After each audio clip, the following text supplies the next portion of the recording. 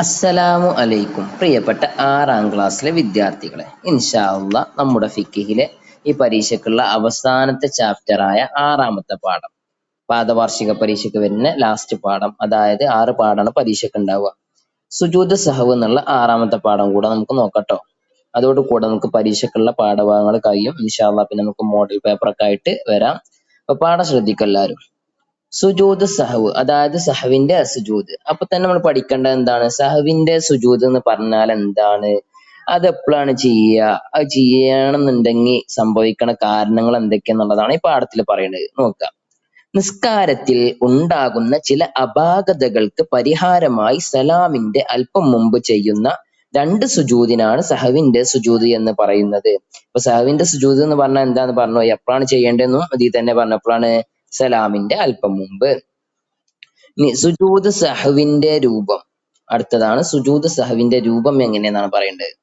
സഹവിന്റെ സുജൂദ് ഞാൻ ചെയ്യുന്നു എന്ന് കരുതി സാധാരണ പോലെ 2 സുജൂദും അതിനിടയിലെ ഇരുത്തവും അടങ്ങുന്നതാണ് അതിന്റെ രൂപം. അഥവാ നമ്മൾ സലാം വീട്ടുന്നതിന്റെ തൊട്ട് മുമ്പ് സഹവിന്റെ സുജൂദ് ഞാൻ കരുതുന്നു എന്ന് മനസ്സിൽ കരുതിയിട്ടുണ്ടാവാ. സാധാരണ സുജൂദ് ചെയ്യണ മാതിരി അള്ളാഹു അക്ബർ എന്ന് പറഞ്ഞ സുജൂദ് പോവാ, പിന്നെ അള്ളാഹു അക്ബർ എന്ന് പറഞ്ഞ് 2 സുജൂദിന്റെ ഇടയിലെ ഇരുത്തം, പിന്നെ അള്ളാഹു അക്ബർ എന്ന് പറഞ്ഞ സുജൂദ് പോവാ, പിന്നെ അള്ളാഹു അക്ബർ എന്ന് പറഞ്ഞ് തിരിച്ചു വന്നിട്ട് എന്താവാ തുമനീനത്തേക്ക് വന്നിട്ട് സലാം വീട്ടുക രൂപമാണ് കേട്ടോ.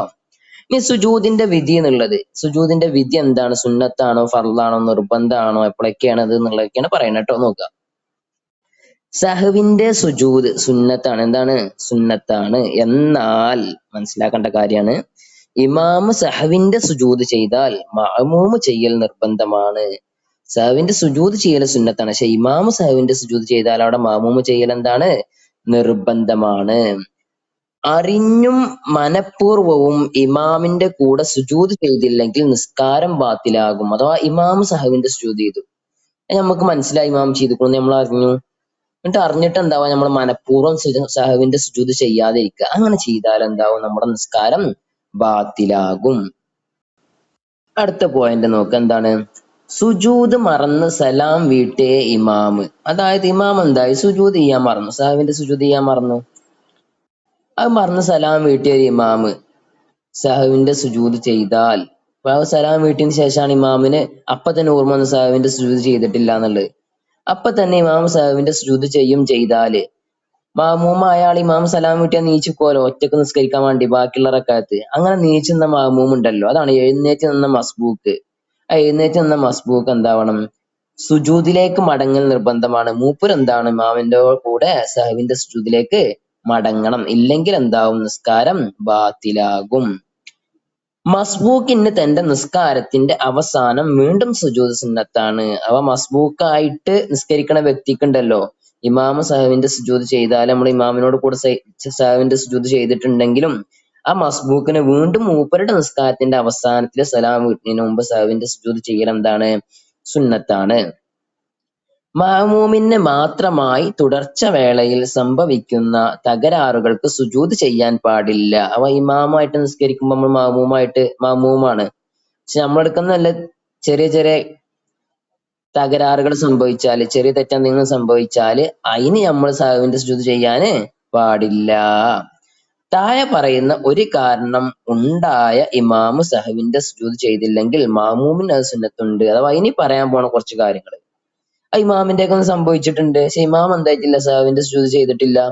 എന്നാൽ എന്താവാ, ആ കാരണങ്ങൾ സംഭവിച്ചിട്ടാണെങ്കിൽ അവിടെ മഅമൂമിന് സഹവിന്റെ സുജൂദ് ചെയ്യൽ എന്താണ്? സുന്നത്താണ്.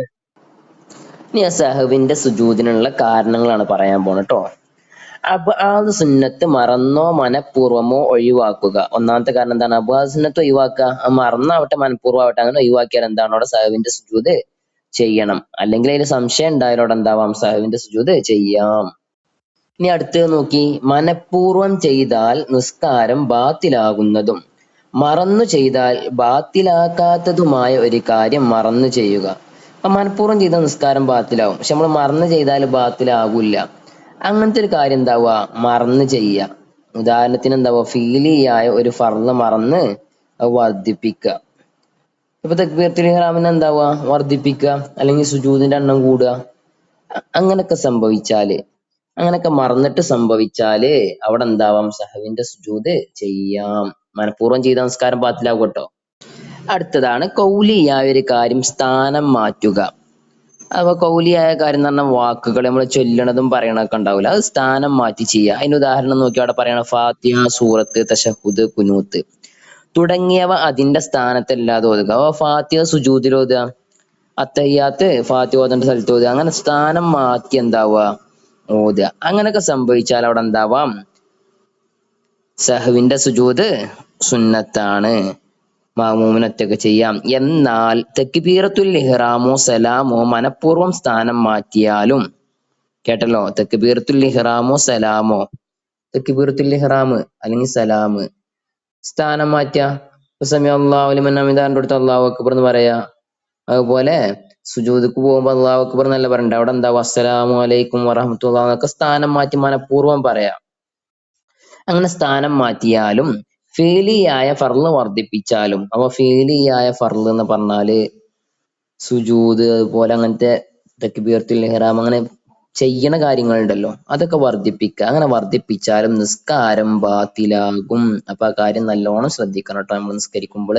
ഇനി ലാസ്റ്റ് പോയിന്റ് ആണ്, കൂടുതലാവാൻ സാധ്യതയുള്ള നിലയിൽ റക്അത്തുകളുടെ എണ്ണത്തിൽ സംശയിക്കുക.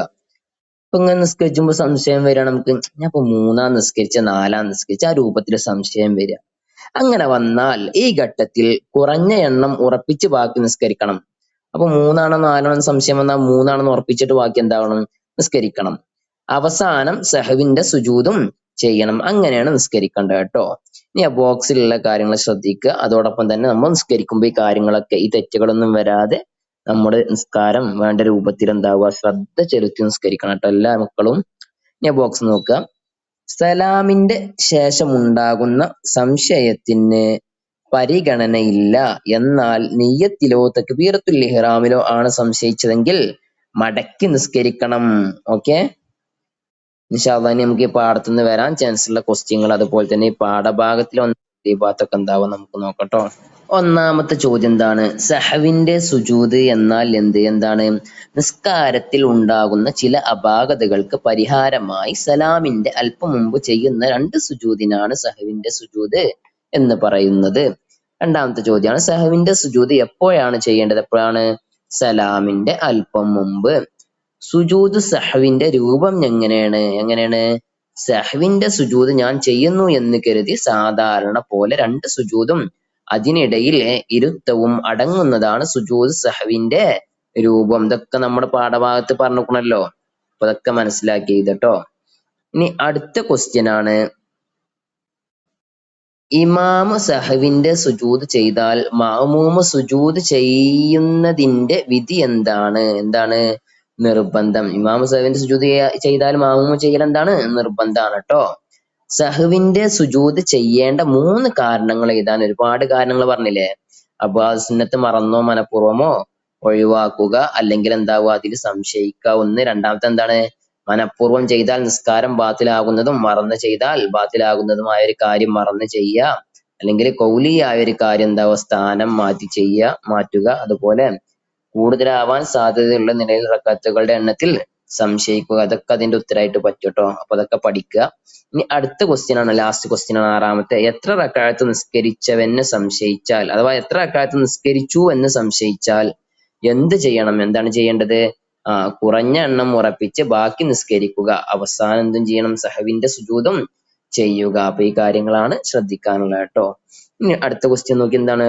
അലാമാത്തൻ അവ ശരിയുള്ളതിന് നേരെ ശരിയുടെ, തെറ്റിന് നേരെ എന്താവുക, എന്നിട്ട് ആ തെറ്റുള്ളത് തിരുത്തും ചെയ്യട്ടോ. ഒന്നാമത്തെ ചോദ്യം എന്താണ്? സഹവിന്റെ സുജൂദ് സലാമിന് ശേഷം ചെയ്യേണ്ടതാണ്, ശരിയാണോ? അല്ല, എന്താണ്? തെറ്റാണ്. അപ്പൊ ശരിയാക്കി എഴുതണം. എങ്ങനെ എഴുതണ്ടേ? സഹവിന്റെ സുജൂദ് സലാം വീട്ടുന്നതിന് തൊട്ട് മുമ്പാണ് ചെയ്യേണ്ടത്. അടുത്തത് എന്താണ്? മറന്ന് സലാം വീട്ടിയ ഇമാമ് സുജൂദിലേക്ക് മടങ്ങിയാൽ മസ്ബൂക്കും മടങ്ങണം. എന്താണ്? ശരിയല്ലേ? ശരിയാണ്. അപ്പൊ ഇത്രയാണ് ഈ ചാപ്റ്ററിന് പഠിക്കാനുള്ളത്. ഇനി ചോദിക്കാൻ ചാൻസ് ഉള്ള കുറച്ച് ക്വസ്റ്റ്യൻസ് ആണ്. സഹവിന്റെ സുജൂദ് ചെയ്യുന്നതിന്റെ വിധി എന്താണെന്നുള്ളത്. എന്താണ്? സുന്നത്താണ്. നിയ്യത്തിലോ തക്ബീറത്തുൽ ഇഹ്റാമിലോ ആണ് ഒരാൾക്ക് സംശയം വരുന്നതെങ്കിൽ അയാൾ എന്താണ് ചെയ്യേണ്ടത്? ആ നിസ്കാരം മടക്കി നിസ്കരിക്കേണ്ടതാണ്. അടുത്ത ക്വസ്റ്റ്യൻ ആണ്, നിസ്കാരത്തിൽ സംശയത്തിന് പരിഗണനയില്ലാത്തത് എപ്പോഴാണ്? സലാം വീട്ടിയതിന് ശേഷം ഉണ്ടാകുന്ന സംശയത്തിന് പരിഗണനയില്ല. ഇത്രയാണ് ഈ ചാപ്റ്ററിന് പഠിക്കാനുള്ളത്. പാഠഭാഗങ്ങളൊക്കെ ഇനി നല്ല രീതിക്ക് ഒന്നാം പാഠം മുതൽ തന്നെ പഠിച്ചു തുടങ്ങുക. ഇൻഷാ അല്ലാഹ് മോഡൽ ക്വസ്റ്റ്യൻസ് ഉടനെ അപ്ലോഡ് ചെയ്യുന്നതാണ്. കൂട്ടുകാരിലേക്കൊക്കെ ഷെയർ ചെയ്യുക. സംശയങ്ങളൊക്കെ ഉണ്ടെങ്കിൽ കമന്റ് ചെയ്യുക. അസ്സലാമു അലൈക്കും.